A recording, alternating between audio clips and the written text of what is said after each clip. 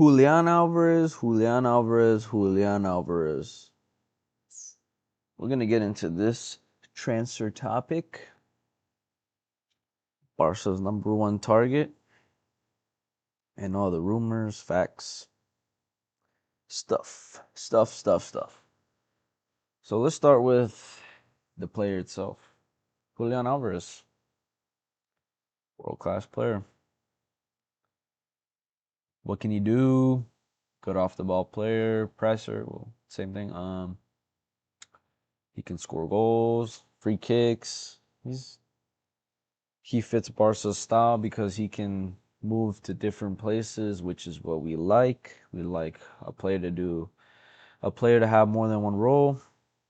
And yeah, he there's pretty much not much to say to prove how he fits our system.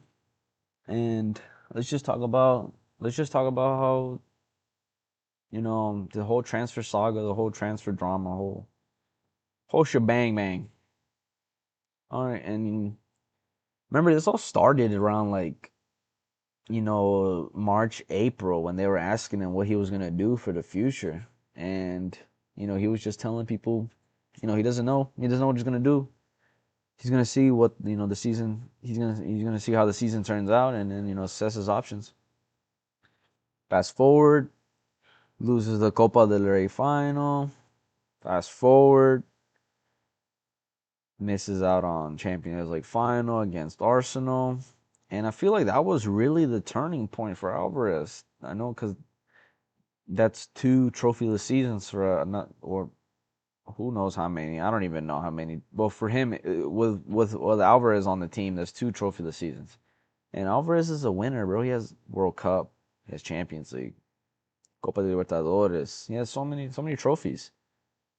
And like he's just getting fueled up by not winning, and then and the coach, and he doesn't like the coach's play style, the coach's tactics, the coach's philosophy, which is not hard to argue. Many people don't like it. Many people are against haram ball. Many people are against the way that Cholo Simeone plays ball. I'm against it. I hate it. But yeah, so you know let's say let's go towards when they lost the semifinals. Now they had the league left. Was doing terrible in the league. I don't even think he played the rest of the league games, or he would come in as a sub.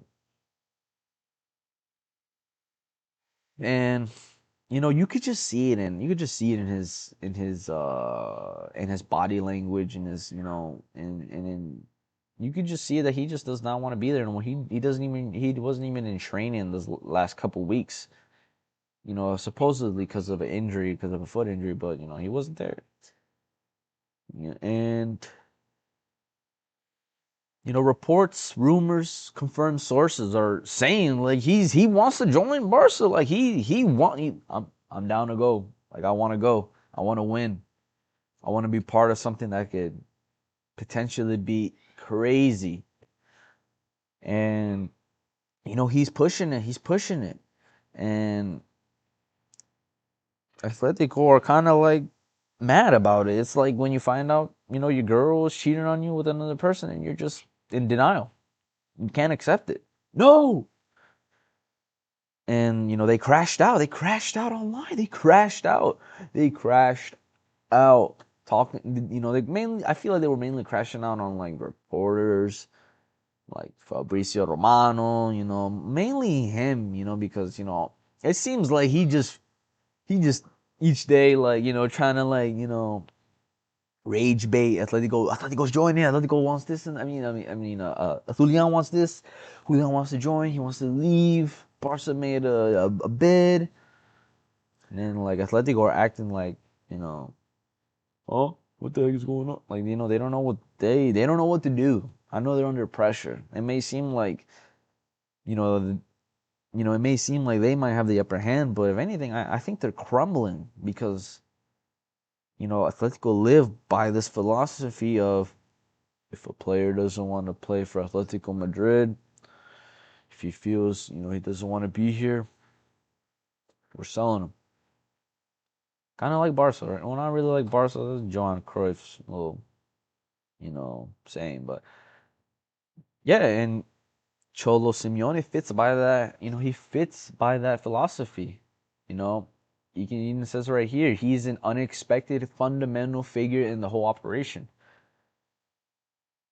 And it says he's completely aligned with Atletico's institutional stance and understands perfectly that the club is trying to obtain the maximum possible economic return from a hypothetical sale. However, there's an important difference between Simeone and other coaches when faced with situations of this type. See, the red and white coach has maintained an unwritten rule for years that he applies without exceptions. He does not want players in the squad who are not 100% committed to the project. Something that happens similar with Pep Guardiola, and we'll talk about Bernardo Silva, stuff like that. And he's completely cool about it. He cares more about his little reputation, as a coach. He's been there, what, 15 years, almost 15 years now. And, he's pretty much saying no one's going to be above me. It don't matter if this and, this player, that player, don't matter. But I believe that, we sent a 100 million bid for him. 3 crash outs later, supposedly it's rejected. And I feel like in this position that we're in now, I feel like we have the player. We have the player. The player wants to be us, Blaugrana. I feel like, what Barca's pushing is for him to say something. But, with the World Cup literally just, kind of like, just getting into the middle of this, transfer window or transfer, with Julian Alvarez, it's gonna take some time. It's gonna take some time because they want to win a World Cup. Sorry, he's a part of the Argentina squad. He wants to win the World Cup with Messi, and things are just a little tight right now. Things are a little tight right now. But I do see, Barcelona potentially maybe bidding another 20 million on top of what they did, on top of the 100 million, maybe 120 million bid or 130 million bid. And I believe we're going to get him.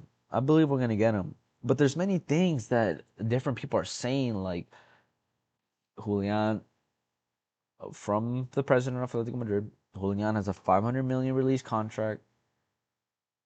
He's staying with us for a couple more seasons and we're happy with him. I don't understand how he's going to that if the player doesn't even want to stay. But um and then there's another little fact in his contract from confirmed sources like El Chiringuito TV, and saying that he has a clause that if he wants to leave Atletico Madrid and play for another team, he can do that. He can do that. He can do that. So that's why I feel like we're maybe 60% there, 60% there of Julian Alvarez potentially being, the next Barcelona player. And I know that Anthony Gordon transfers threw everybody off guard. Barca apparently have money now. But, yeah, that's the whole thing with Julian Alvarez. Started off as the rumor. Things went crazy spring couple months ago, let's say 3 to 4 months ago, that's when like rumors really, really started to like, there was still some potential of him maybe there's that little slim chance he could possibly come. But there was also that other factor of, many people didn't think Barcelona had money to spend. I believe we weren't even in the 1-1 rule yet. So it was kind of like, it was just brushed off.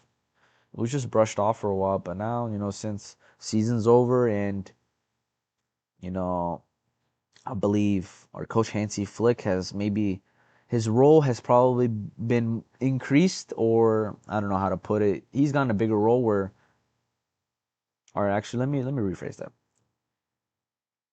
I believe Barca have seen what he's been able to do with the limited transfers that he has gotten, and I believe these 2 seasons winning back-to-back leagues really prove to Barca that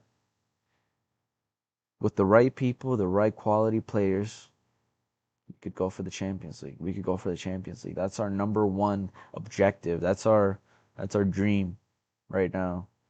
And signing these quality players could potentially be the reason for us winning our sixth Champions League in what is going to be 12 years or 11 years, 12. And he's not even the only one. He's not even the only one that we might even get. We might even, we're frontline runners for Bernardo Silva. That's what, we're going to get into right now is Bernardo Silva as a free agent. And I believe he's willing to cut his salary a little bit. But we still have one issue, and the issue is that we have stacked midfielders. We have a stacked team, kind of. So we need some players to kind of leave. And I believe, we're hearing offers for Kunde, because I believe we're looking for a right back. That's another one of the positions we are trying to strengthen is a right back. And you know, I believe for Bernardo Silva to be able to complete his transfer to Barcelona, we have to get rid of somebody. And there's people listening. We're listening to Koundé's offers. Apparently now, Rooney is maybe I believe he's looking for a loan, or the club is pushing a loan. For his development. He started off real strong, in the Supercopa in the beginning of the season, but it's not his fault. The lack of playing time, lowers your ability. So, he just needs to maybe go on a little loan, get his, confidence back up, get his, playing level, back up and all that jazz.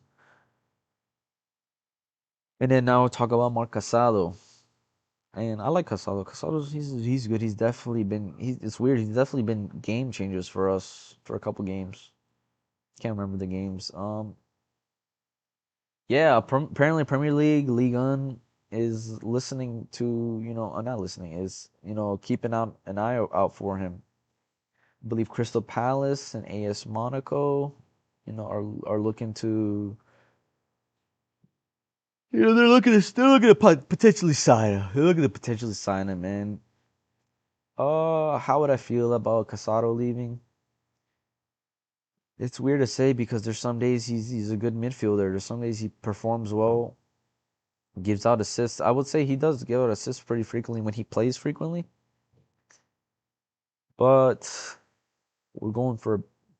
I believe he's not that young either. I believe he's like 20. That's still pretty young though. 23, 24. You correct me if I'm wrong. But it'll free up some space. It'll free up some space. So we need a couple. I believe we need some players to leave, and obviously for our wages. And yeah, that's how I feel. That's how I feel about these two potential transfers. I'm happy with the Anthony Gordon transfer, but the whole Julian Alvarez. Oh, it's a big drama mess right now. Big, big drama mess. But we all know who he wants to. He wants to go to the best team. He wants to go to the best team in the world. He wants to. He gave Atletico a shot. He gave them two tries. They're he's not on their level. He's not. He wants out. Project, he already sees that the project. He sees that time will be wasted. Time will be wasted. And he wants to come to the big dogs. He wants to come to the biggest club in the world, the biggest team in the world, Barcelona. And yeah, I believe we're searching for. Oh, and hopefully, Joao Cancelo stays to Barcelona. I really, really hope. And Rashford, the whole Rashford situation has gone. I would say the media has got it ugly because there's a lot of things we don't know about. Stupid computer. There's a lot of things we don't know about, and one of those things is that Marcus Rashford, Anthony Gordon. We got Anthony Gordon for 80 million, but many people are very unhappy because they're like, well, we could save 50 million and just sign Rashford. and just sign Rashford real quick. He's already on the team. He's already settled in. He's there already. Like, why do we do all this for? Did I see how much Rashford is getting paid? He's getting paid. I believe he's getting paid, and the main big thing is his wage. And I believe this is just a rumor that that I believe he lowered his wages a little bit, but maybe it's not enough. Maybe it's not enough. But yeah, hopefully Barcelona gets reinforced with these transfers. I'm really looking forward to it. If I'm honest, every couple hours I refresh, waiting for a here we go. Julian Alvarez to Barcelona. We're all dreaming of that right now. That's what we want. That's what we all want to hear. But we might have to wait. Might have to wait. After the World Cup, me rooting for Spain, Barcelona. Pretty much whole Barca squad is on Spain, so you know, not any of the Real Madrid players in there. But yes, and yep, that's pretty much it. That's pretty much it. We need Alvarez. We need a replacement for Lewa. Lewa was Unk status, but it was still a dog. It was a very much dog like. And Julian Alvarez is going to be his replacement. And I hope it is. And yeah, but until then, we're gonna talk more about this. We're gonna talk more about this stuff. We're gonna talk more about Real Madrid. Real Madrid. I look. I look. Here. Let's go to Fabrizio's page. Fabrizio. Let's go to Fabrizio. Fabrizio. And look. They just signed Dumfries. And you know what he did to us last year. And they signed. I believe these signings are future signings until Florentino Perez wins the presidential election against Enrique Riquelme. And yeah, those are already their two confirmed transfers. Real Madrid, a defender, and I believe I'm not too I don't know too much about Dumfries, but I think right back. I believe he's a right back.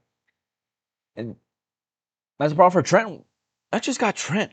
Y'all just got Trent last year. What y'all gonna do with him? Hey, I guess y'all gonna be competing for that right back spot. Hopefully y'all win a trophy. But yeah, and that's pretty much it. That's pretty much all I gotta say today, honestly, about this whole transfer talk, transfer drama. It's a lot of stuff. It's a lot of stuff. We're gonna just have to wait, see what the final outcomes are, and hopefully Barca gets these reinforced. Hopefully we see a here we go, Julian Alvarez. Yep. But that is it, guys. That is it. Have a good one.